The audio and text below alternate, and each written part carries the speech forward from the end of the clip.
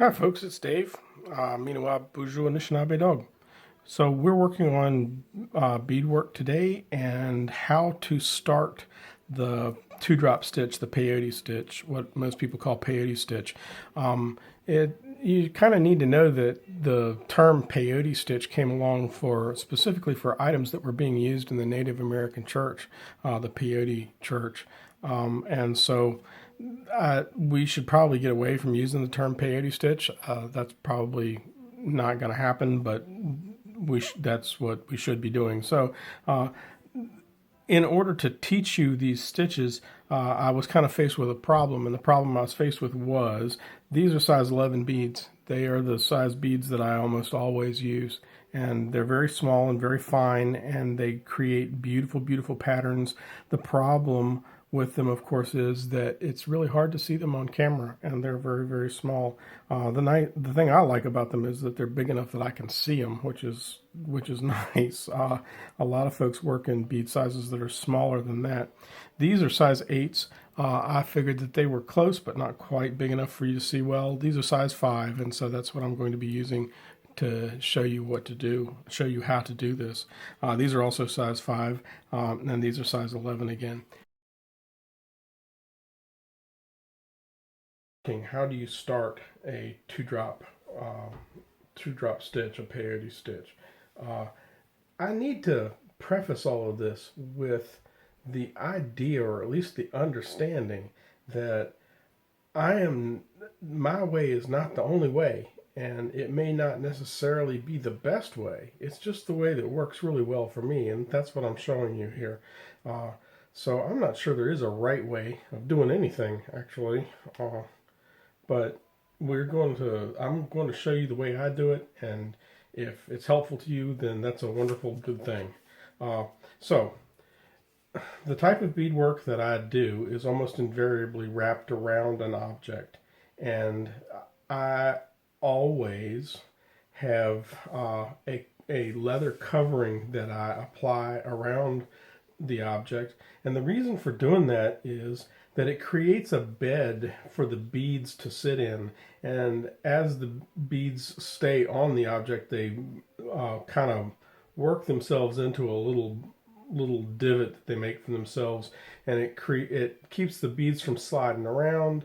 And the nicest thing about it is it kind of protects the beads. If the object ever gets dropped or whatever else, the beads are not held between the hard object and the ground.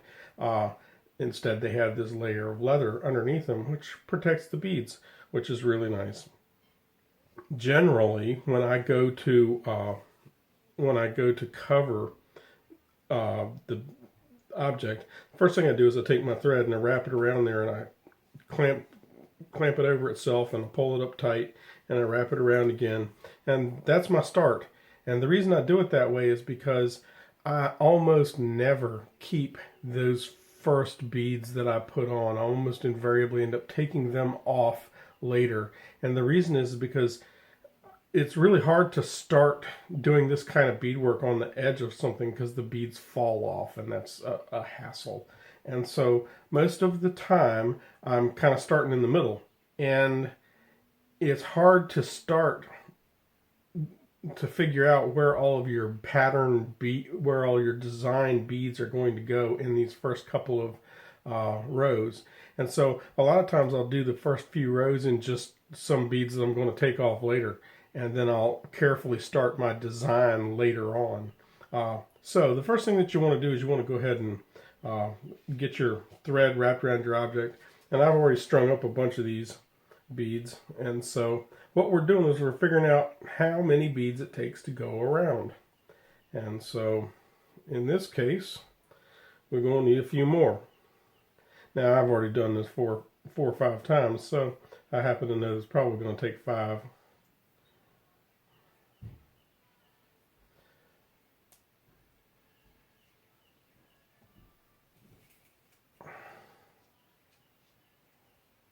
So here we go. We're going to get all of our beads stacked up together nice and tightly. And so there we go. So as that happens, that works out to exactly 45 beads. Well, 45 beads is kind of a problem, and the problem is that it's an odd number, and we're going to be doing a 2-count stitch, which pretty much necessitates an even number. So that's not a big deal. You can back off just one bead, and that'll give you a 44. And I can tell you from a good bit of experience with this that less is generally better. When you try to pack too many beads into a space, the only thing that happens is they start misbehaving and jostling each other around and pushing each other out of shape. And so less is probably better. In fact, we could actually even take another 2 off there and leave that much space, because although this looks like a large amount of space, oh my goodness, that'll make a big hole in my pattern. Once it's spaced out over the entire object, it's not going to look bad at all. At any rate, we are going to go ahead and go with the 44 beads instead, because that's going to create a little bit of a problem that I'd like to show you. So going with 44 beads, the way that you set this up is, okay, there are 44 beads, and we're going to cut those in half because it's a 2-drop stitch, and we're going to actually end up applying we only want the first row on this thread, and so half of 44 is 22, and so that's what we'll start with. I'll take this off, and I'm going to pull off my 22 beads, and we will start with just 22. So we're back, and we're going to go ahead and put our 22 beads on.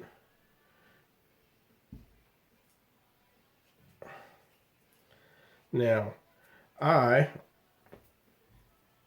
always work from right to left, and the reason I do that is because I'm right-handed and my needle wants to come in from the right-hand side.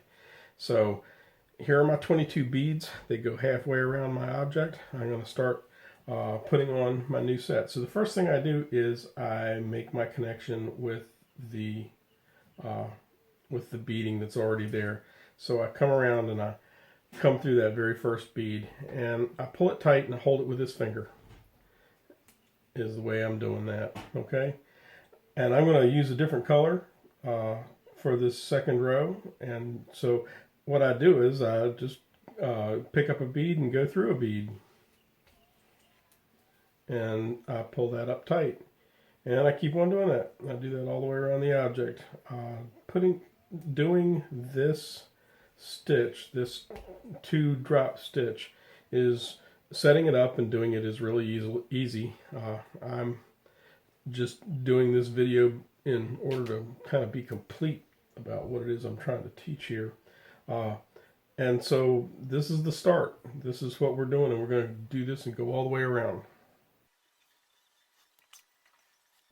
So moving along here, it's one of the things that's kind of important to note is things are not necessarily going to lay where you want them to lay. And at this point, it doesn't make any difference. Just keep right on rocking and do the whole piece.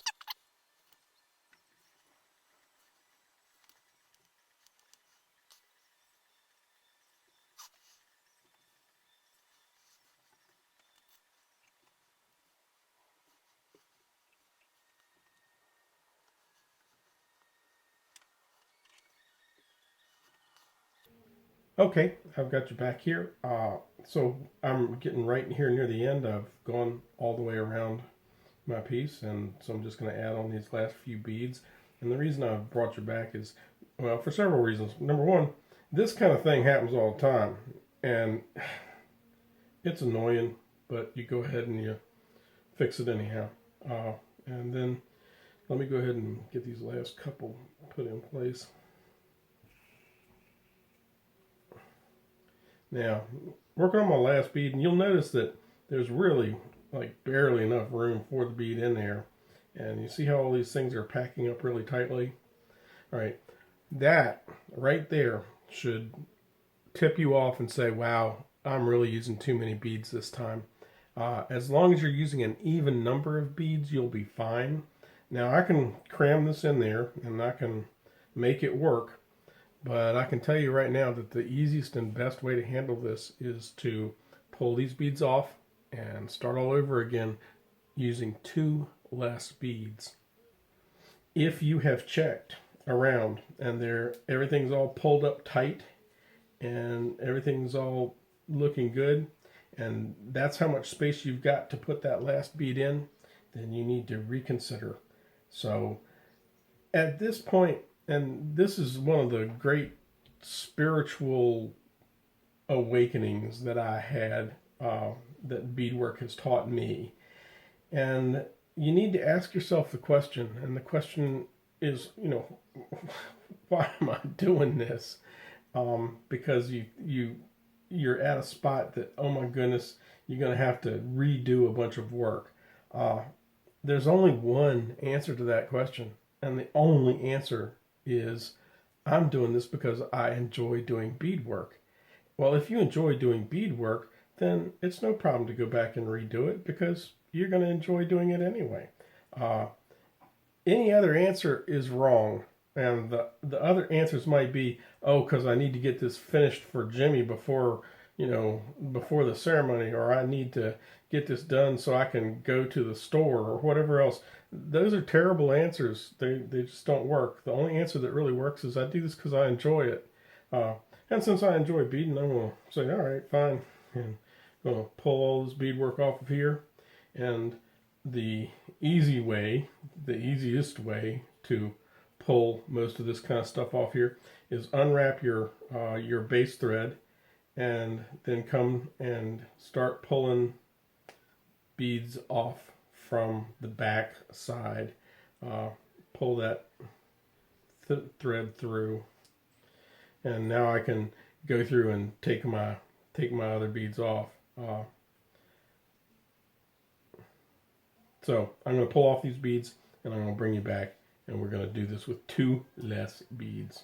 Okay, we're back, and I have taken all the offending beads off, and I am back, and I have put just 21 beads this time. And if you recall, when I told you we were going to run into a problem, that's the problem I was talking about. So here we are back, and I've got my beads wrapped around.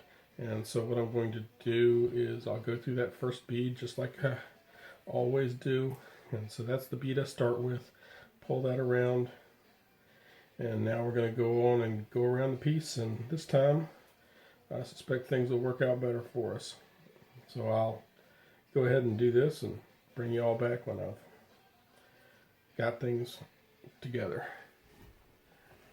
Okay, back again. Started with the 21 beads, and now we're finishing up, getting right here at the end. And so you're going to find out this time that it's going to look a little loose, and that is okay.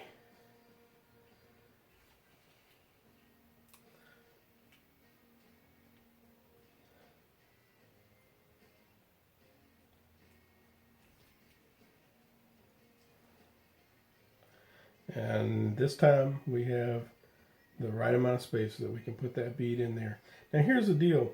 I'm coming around, and all of a sudden I'm faced with, oh, should I just, go through that bead there and then just keep right on going? And that's the thing that you need to be aware of with both the 2-drop stitch and the 3-drop stitch. You always want to finish your row. You go through that bead you're supposed to go through and step up into the next row. And so this is the only time that you're going, well, this is one of the only times you're going to go through 2 beads doing this kind of work. So I'm going to step up, go through the 2 beads and step up, and using this cord as thread is kind of a pill. Wow.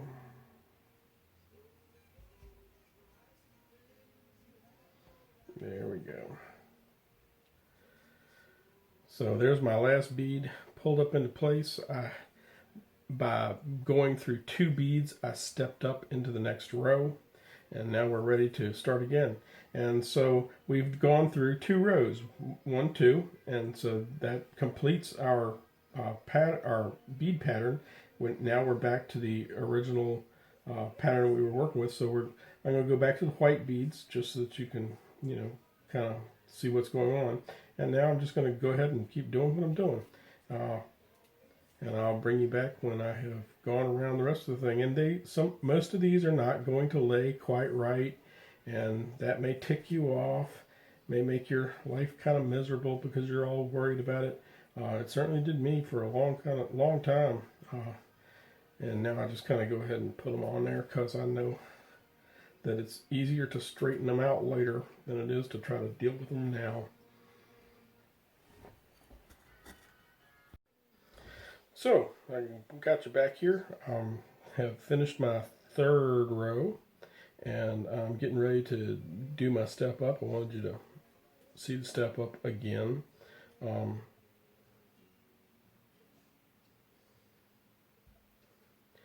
Beadwork is fiddly, and you just need to kind of make your peace with that.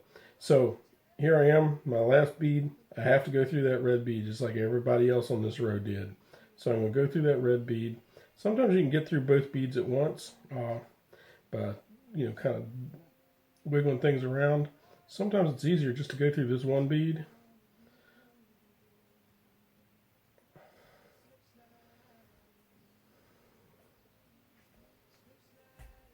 Go through the one bead, straighten you out, and then come back up and step through. And now I'm on my third row. Now, you're going to look at this and you're going to say, well, wait a minute, that's not wrapping around the object at all. It's all kind of sticking out the side. You know, this particular type of beadwork, the first few rows always do this. They drive me insane by doing it because it just doesn't suit me. I want it to lay where it's supposed to lay. Generally, when you put this next row down, everything will straighten out and start looking right. I'll bring you back when I've finished it. Okay, back again, right near the very end of the fourth row. And so I'll just make these last few stitches, let you see what's going on.